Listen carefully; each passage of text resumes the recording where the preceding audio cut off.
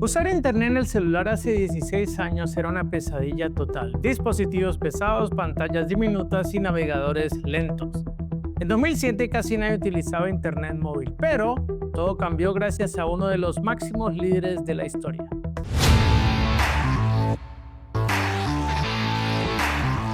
En esa época teníamos teléfonos con teclados miniatura y pantallas del tamaño de una moneda.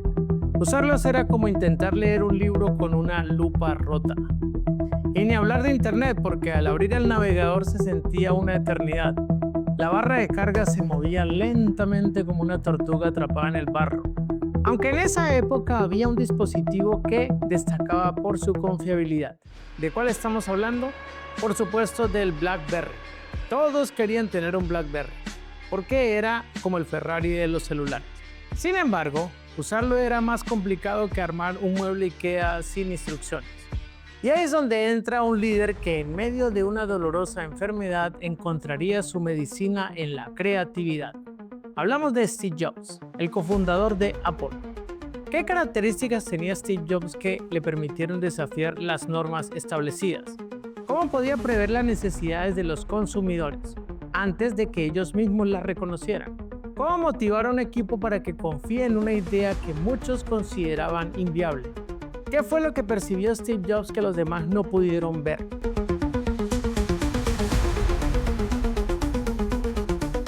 Esta es una de las principales características de un líder, la visión. Ver lo que nadie ve antes de que alguien lo vea y sobre todo saber comunicar la necesidad de esa visión para que otros puedan ver, sentir y actuar. Lo que persiguió fue que la gente estaba cansada de las complicaciones. Querían algo simple, fácil de usar, algo que no necesitara un manual de 500 páginas para entender cómo enviar un mensaje.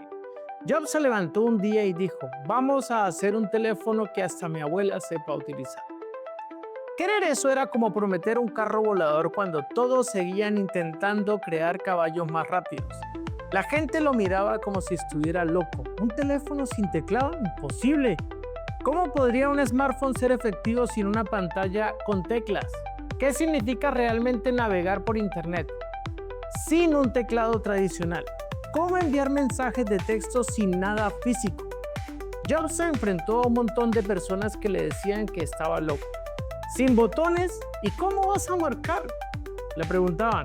Mientras todos seguían pegados a sus Blackberry, él ya estaba pensando en pantallas táctiles y aplicaciones. Era como si tuviera una bola de cristal, pero en lugar de predecir el futuro, lo creaba. La bola de cristal no era la superstición, sino la anticipación al consumidor. Pero, del dicho al hecho, hay mucho trecho. Antes de seguir adelante, había varios interrogantes. ¿Qué tipo de colaboración se necesitaba para transformar esa idea en un producto viable? ¿Qué obstáculos técnicos tendría que superar para hacer posible esa innovación?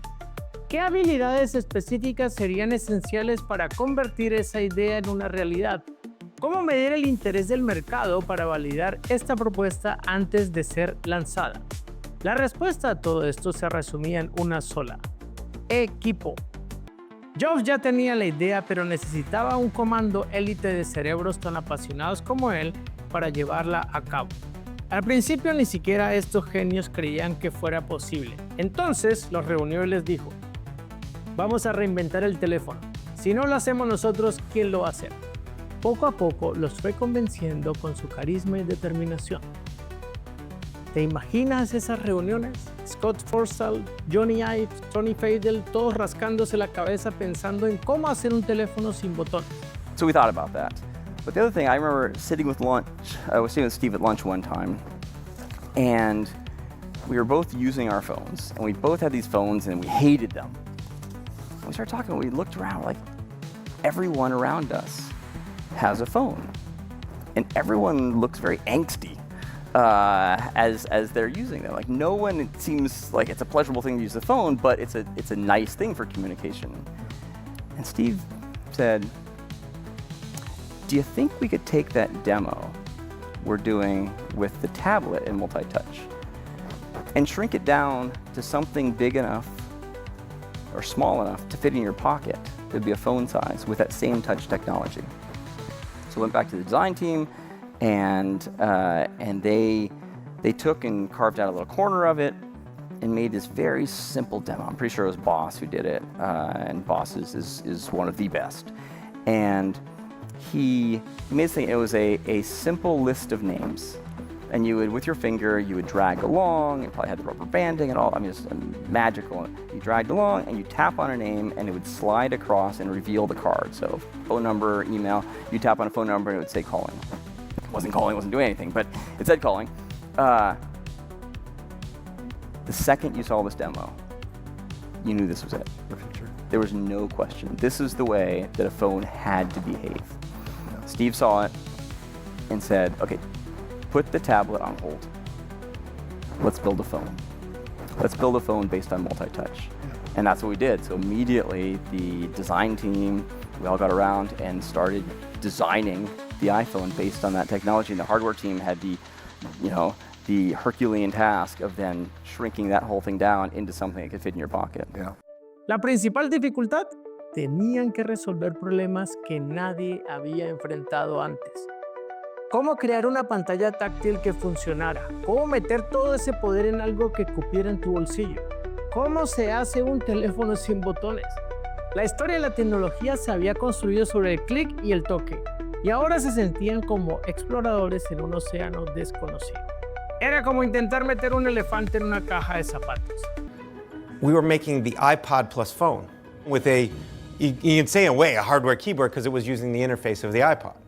Well, we tried, I think, 30, 40 different ways of making the wheel not become a old rotary phone dial, right? And nothing seemed logical or intuitive. And so at the end of the day, you could select from a list, right? That was what the iPod was all about. But then to actually dial a real number, it was so cumbersome, it was like, this is never going to work. Se encerraban en el laboratorio y no salían hasta resolver cada problema. Poco a poco el equipo se contagió de la locura de Jobs y empezaron a creer que sí era posible. Y cuando menos lo esperaban, ¡bam!, nació el primer prototipo. Pero eso era solo el comienzo. Ahora venía otro gran desafío: convencer a las compañías telefónicas de que esto era el futuro. ¿Cómo reaccionarían al ver un teléfono sin teclado? ¿Qué estrategias implementarían para competir con un dispositivo que desafiaba el diseño tradicional? ¿Qué cambios en su modelo de negocio tendrían que considerar al enfrentarse a un nuevo estándar en la industria? Aquí comenzaba el proceso de evangelización del iPhone. En las primeras reuniones, los ejecutivos creían que el iPhone era demasiado caro y que nadie lo compraría. Tenían miedo a perder el control de su negocio. Las reuniones eran intensas, con mucho debate de alto voltaje. Jobs insistía en que la experiencia del usuario sería única. Al final, después de tantas peleas y discusiones, lo logró. Convenció a las compañías de vender el iPhone. El líder siempre tiene una visión clara del qué, cómo, cuándo, dónde y por qué de la idea. A menudo el desafío radica en cómo transformar lo abstracto en concreto, lo invisible en visible, la inspiración en acción. Cómo lograr que los demás vean lo mismo que tú ves. Persuadir a los jefes de las telefónicas era solo el primer paso. Ahora llegaba la etapa más emocionante, aquella en la que se sentía como pez en el agua. Sabía que todo debía salir a la perfección, que de ello dependía el destino de su proyecto. La presentación oficial era crucial. Un tropiezo significaría un desastre, mientras que un éxito marcaría un antes y un después en la evolución de la telefonía. En la ciudad de San Francisco, California, el aire estaba cargado de expectativa. Era el 9 de enero del 2007. Al entrar al escenario, cada paso se sentía como un eco en su mente. Miró hacia la audiencia, miles de ojos fijos en él, expectantes, algunos llenos de curiosidad, otros con escepticismo.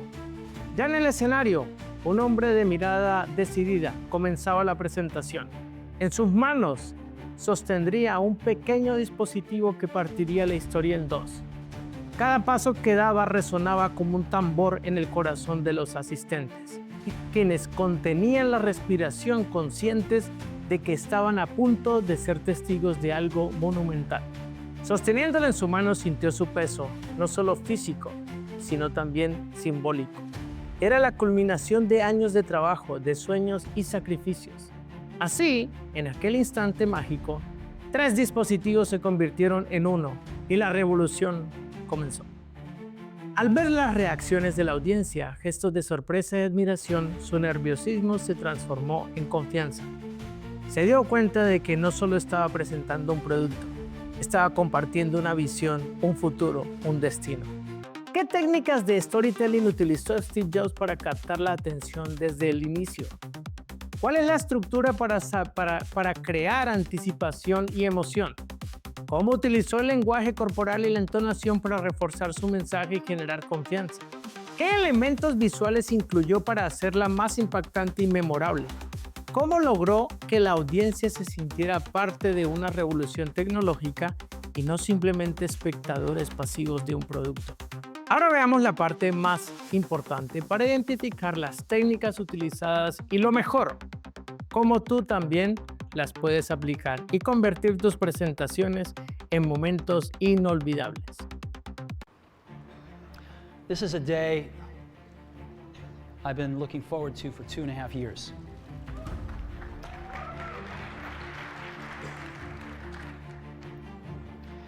Every once in a while, a revolutionary product comes along that changes everything.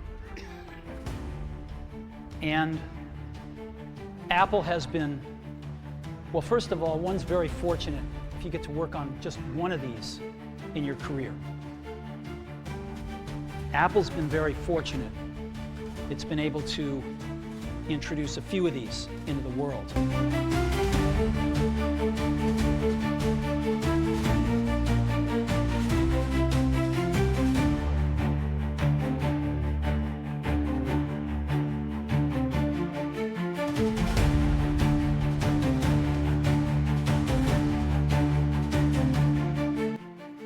In 1984, we introduced the Macintosh. It didn't just change Apple, it changed the whole computer industry.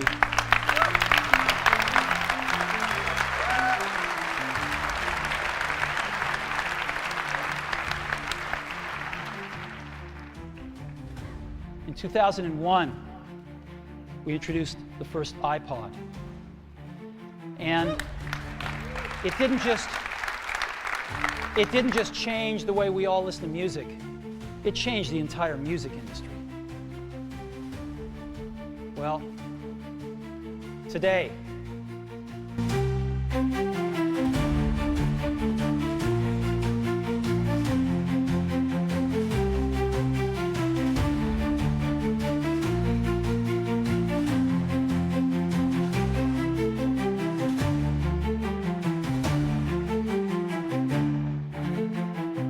we're introducing 3 revolutionary products of this class. The first one is a widescreen iPod with touch controls.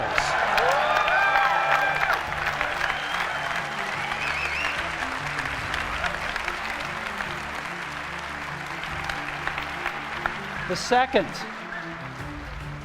is a revolutionary mobile phone.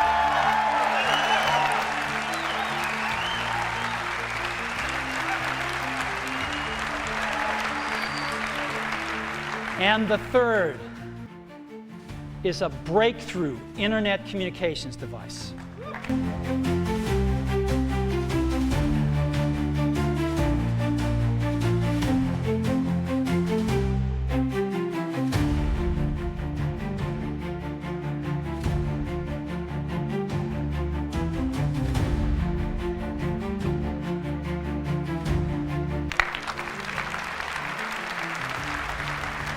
So, 3 things: a widescreen iPod with touch controls, a revolutionary mobile phone, and a breakthrough internet communications device. An iPod, a phone, and an internet communicator. An iPod, a phone. Are you getting it? These are not 3 separate devices. This is one device. And we are calling it iPhone. Today, Apple is going to reinvent the phone. And here it is.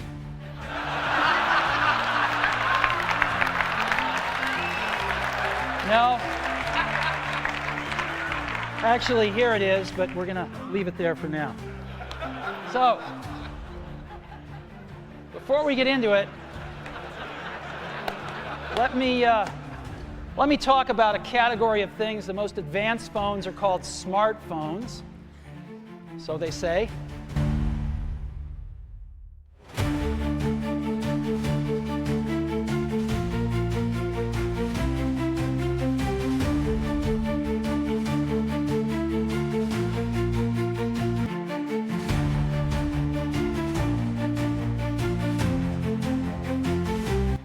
And they typically combine a phone plus some email capability, plus they say it's the internet, sort of the baby internet, into one device, and they all have these plastic little keyboards on them. And the problem is that they're not so smart and they're not so easy to use. So if you kind of make a Business School 101 graph of the smart axis and the easy to use axis, phones, regular cell phones are kind of right there. They're not so smart and they're not so easy to use.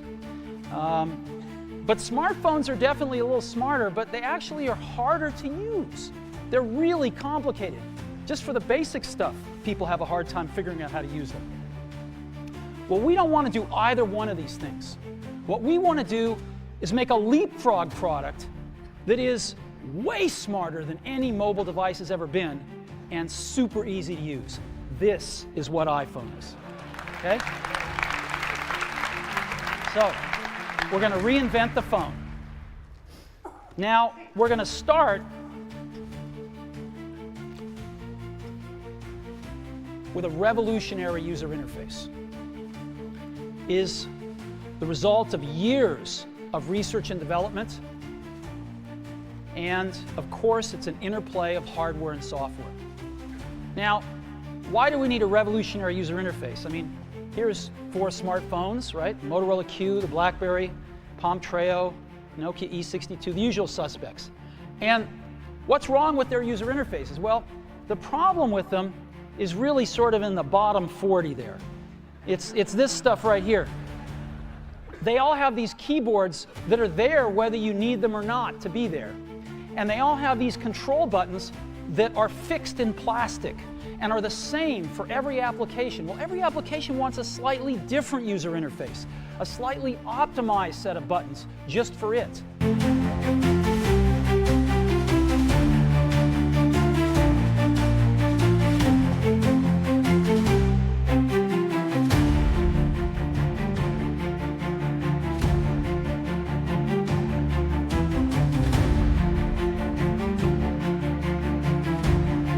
And what happens if you think of a great idea 6 months from now? You can't run around and add a button to these things. They're already shipped.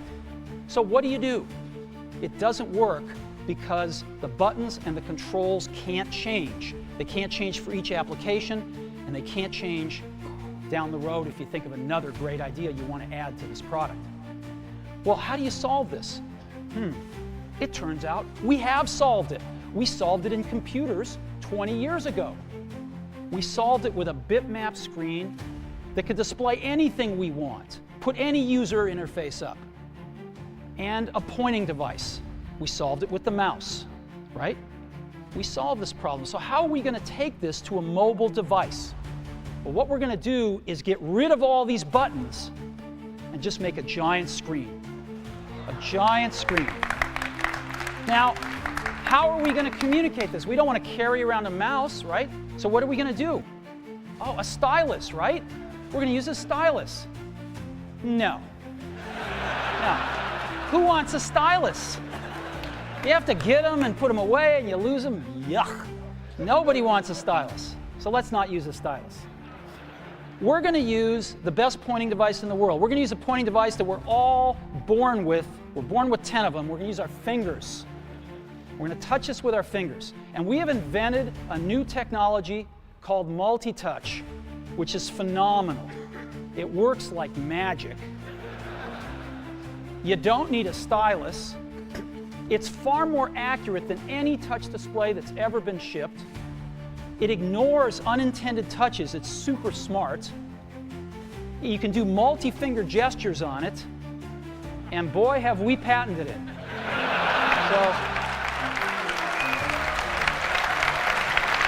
So,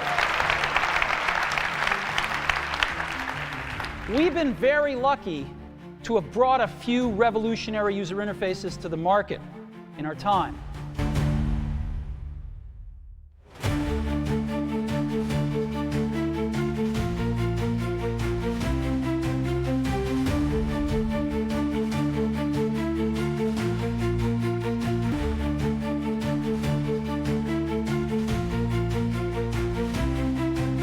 First was the mouse.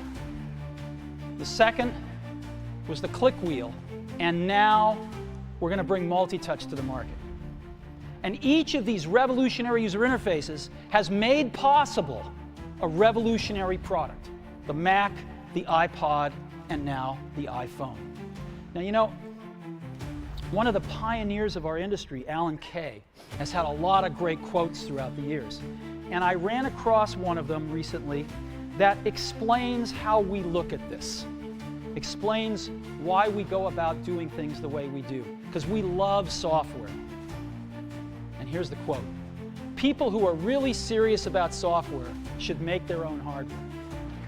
You know, Alan said this 30 years ago, and this is how we feel about it. And so we're bringing breakthrough software to a mobile device for the first time. It's 5 years ahead of anything on any other phone. Y ahora, líder, la gran pregunta: ¿puedo hacer presentaciones, convencer y persuadir como Steve Jobs? Así como el líder se hace, no nace, así también el presentador persuasivo no nace, se hace. La respuesta es un rotundo sí, porque todos pueden aprender esto. Llevo 20 años ayudando a muchas personas, cientos de personas en distintos países, profesores, ejecutivos, gerentes, líderes en general, a pulir sus habilidades de presentación con técnicas de storytelling. El mismo Steve Jobs dijo lo siguiente: el storyteller es la persona más peligrosa del mundo, porque con ese poder puedes lograr lo que sea. Quizás tengan la mejor idea, la mejor hoja de vida, el mejor currículo, la mejor experiencia, pero si no sabes comunicar, vas a pasar desapercibido, serás invisible, serás ignorado y perderás muchas oportunidades. Recuerda que hay 5 maneras de comenzar una presentación. Y para captar y mantener la atención de tu público hay una forma muy poderosa que podrás ver en el próximo video: Poder y persuasión, la verdad detrás de los discursos de Donald Trump. Después de verlo, te recomiendo que vuelvas a ver este video y identifique las formas o las técnicas que utilizó Steve Jobs. La próxima semana, más historias de liderazgo y comunicación. Éxito, líder.